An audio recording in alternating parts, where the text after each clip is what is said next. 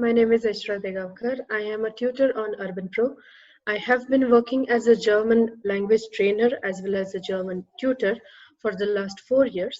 I am from Mumbai. I'm a graduate of history, but I also studied geography, psychology, and economics along with geography. So I would say apart from German, I also tutor, as in I also offer tutorial assistance for psychology, geography, and history for school children as well as high schools and college students. As for German, I have been tutoring German for the last 4 to 5 years now. I've only started tutoring online through UrbanPro in the last 1 year. And the reason why I think it's important to learn German is that given the current scenario of the global economy, Germany is rising as the strongest European power. But then what happens in Europe is that every country has their own language, their own culture. So it always helps to learn that language before you go to the say target country. And that's how you get to interact and mingle with the people there. So like I'd mentioned, I have been tutoring German as a foreign language to school children as well as working professionals, medical professionals as well who wish to go to Germany for their work or their further studies. Apart from that, I also take tuitions for school children and college students who are learning German as a subject at their respective schools and colleges. Apart from that, I also prepare students for the TELC, TELC, Business German or Business Communication in German exams, as well as the Goethe Certificate exam, DSD, TESDAF, and so on.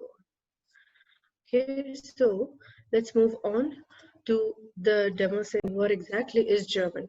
Many people think that it's a difficult language. If you look up online, you will find many people writing about how it's one of the hardest languages or how it has everything in tables and there are so many rules, this and that. So that's the first thing we'll be looking at. Then the second thing, the theme of today's topic will revolve around understanding what's a verb conjugation, because it's something that we have been learning passively and actively as well for a really long time. We never really gave it a thought. The reason being the language that is English, which we acquire at schools in India, it's taught in a really slow manner over the span of 10 to 12 years, depending upon if it's your 10th or 12th grade. But that is not the case when you acquire a foreign language. A foreign language can be acquired within a matter of few weeks or few months. It depends upon your aptitude as well. So that will be the second topic for today, that is the personal pronoun and understanding the concept of verb conjugation. And after that, we have the two golden rules of German language. Now, there are certain things a beginner must know in order to keep himself or herself in check, and those would be those two golden rules. Then let's move on to the first topic that I'd mentioned, that is what exactly is German, if it's like English or not. Now, English is a Germanic language. It means that there is a family of languages. It's called Germanic languages, and English is one of them. But English is not the only one. Apart from English, there are also other languages like Dutch, German, and Swedish as well. All these languages fall under the family of Germanic languages. Now, if you think of a bigger group, there is the Indo-European languages, where we have Marathi, Hindi, Gujarati, mainly the Central and North Indian languages. Along with that, we also have a bunch of European languages, and that's why the name says Indo-European languages. Now, because of this intersections, it makes very easy for an Indian on an average to learn German either with the help of English or with the help of his native language. That is, those two languages work excellently as a reference language to acquire German, because one must not forget that we are learning a new language. We are not learning how to say something in the other language, but we are learning how to say that thing directly without the help of any translation, without depending upon a dictionary or any other tools. So this brings us to the main topic, that is the personal pronouns. Now, I believe you must be familiar with this table. Those are the singular and plural, first person, third person, and second person pronouns. So when you think of English, for example, we have the first person singular and plural, that is I and we. Second person, we have you, for as in we use the same pronoun for both singular and plural. Then we have the third person, he, she, it, that is masculine, feminine, and neutral. And then again we have the plural pronoun, that is they, for three of them. Now, this is something unique that English doesn't really offer, but we do have that concept in Indian languages as well as the European languages, that is a formal you or a separate pronoun that shows your respect, that shows that the situation is in an informal or a formal setting. So if it's an informal setting, you would use those specific pronouns. If it's a formal setting, then you would use the other pronoun. So to give you an example, in Hindi, we have the pronoun aap that we use to show respect to someone, or if you're meeting someone for the first time, you would prefer using aap. We use the same pronoun to address our parents, our elder relatives, and so on. So the similar table is there in German language as well, where we have the singular first person pronoun as well as the plural. Then we have second person. Now here you can compare the tables and see how there are different yous.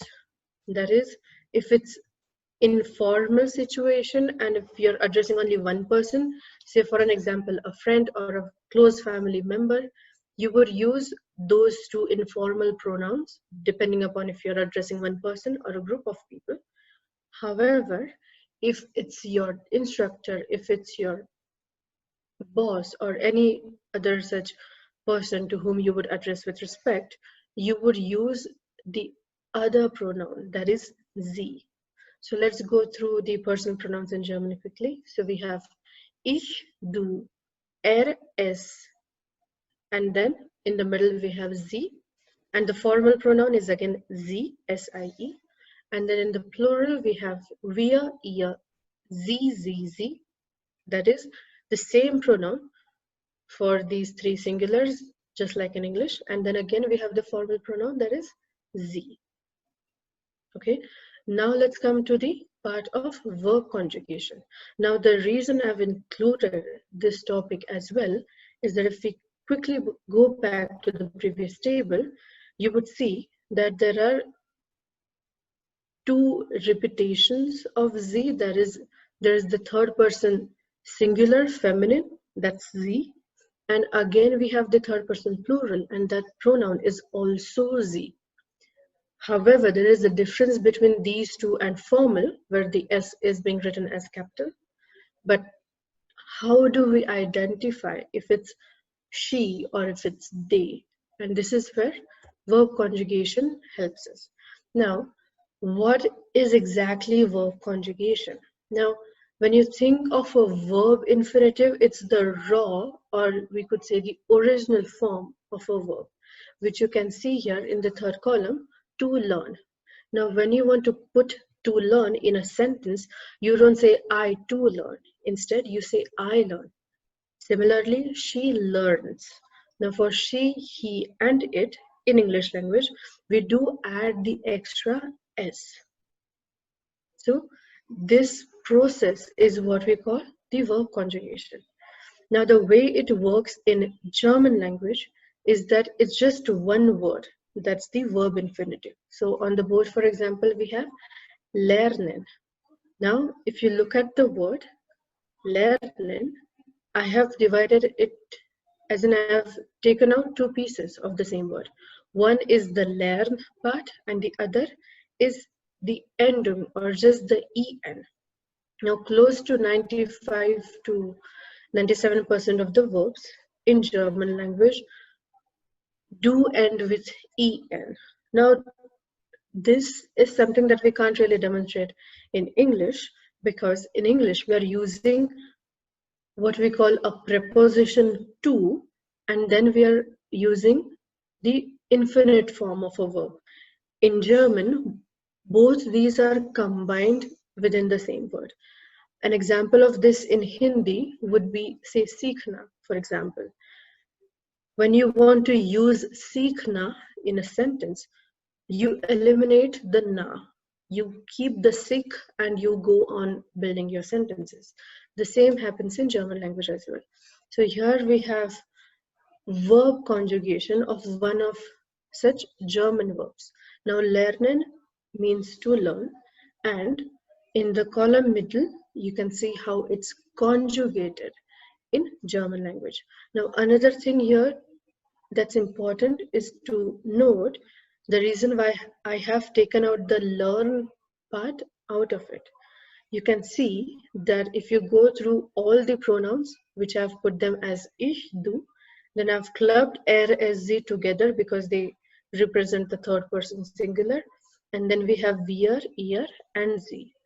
So we have ich and wir, the first person singular. Then we have du and ihr, second person singular and plural. And then again er, s, z, singular, z, plural.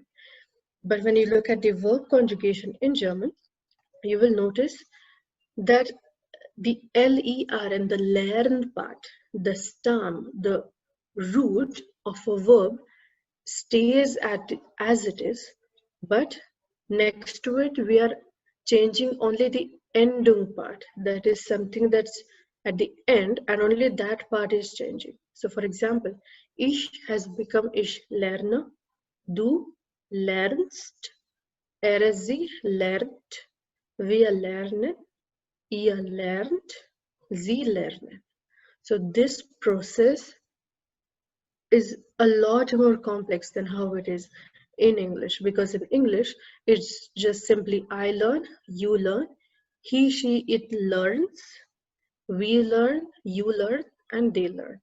But that's not the case in German. And most verbs will follow this table when we are looking at the present tense. Okay, so that's it. That's all there is about learning what exactly verb conjugation is.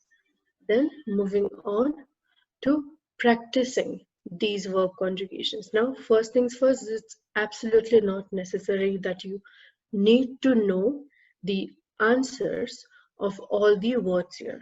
Okay, so what I'm going to do now is that I'm going to quickly give you a minute to just take a look at all these sentences. Okay.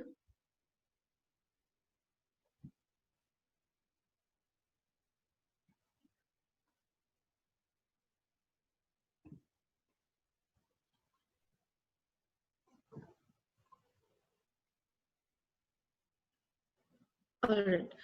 So now there are certain words that look familiar. There are certain sentence arrangement and also certain elements of sentence that may also look familiar. So let's go to them one by one. So on the previous sheet, we saw the verb infinitive, and that was lernen. Just give me a sec. Yeah. So here we saw the verb infinitive lernen in German language, and then on the next page, this exercise sheet here gives us 1, 2, 3, 4, and 5 verb forms. Now you will notice all of these also end with en. Okay, the reason, like I said, is that these are all verb infinitives. So the exercise for us here is that we have to use this verb in the sentence, and which form to use, as in which endung we have to use, how do we conjugate the verb, depends entirely upon who the subject of the sentence is. Okay, so to make it easier, I've added the table here on the right so that it becomes a bit easier to follow what's going to be the endung. Like I said, in English, as we can also see on the previous slide, is that the process in English of verb conjugation is very easy. It's not complicated at all. But that's not the case in German. So what I'm going to do now is that I'm going to conjugate the verbs and put them into these sentences. So Maria kommt. I'm writing the T that comes from here, Z, because Maria is a third person. Now, another thing about identifying the first person or second person or third person is that the first person is always going to be about who we are. That is either I, that is an individual, or someone with me. So that's ich and wir, the first person. Then the second person is whom am I addressing to directly. That is either du, that is informal singular, or ihr, again, informal plural. And then we have sie, that is the masculine third person. It's not me, it's not you either. It's some random third person that we are talking about. So there too we have the masculine, then we have the neutral and the feminine. And again we have its plural form. So because I am not Maria, you are not Maria, we are addressing Maria as third person, but it's just Maria. It's only one person. Therefore, the verb conjugation will be T, kommt. Now, once again, the reason I did not go to the meanings of the words yet is because the focus right now is just understanding the process of verb conjugation. We will be going to the meaning of the words. Okay, then we have Carlos, that's the name of a guy. So Carlos again kommt aus Madrid. Now again, another thing to notice here is that the verb conjugation remains as it is for both a masculine and a feminine person. It does change in some Indian languages. It doesn't change in English, neither does it change in German. Then we have ich, that is the first person singular, and the ending is e, so ich komme. Then Karl und Eva. Now here we can see that there's a guy and a girl. Two people. We are not addressing them. We are just stating that these are two people, and therefore they'll take the same verb conjugation as sie, that is third person plural. The same will continue for the verb kaufen. So Martin kauft, Maria kauft, Robert und Inga again kaufen, und ich kaufe. Then on to the next one. Ich wohne, Carlos wohnt, wir wohnen, first person plural here, ihr wohnt. Then we have trinken, du trinkst. Now that's the first one here. Ihr trinkt, just a T here. Ich trinke and Robert trinkt. Alright, so now let's go to the sentences and understand what's happening in those sentences. But before that, let's quickly take a look at the elements of these sentences here.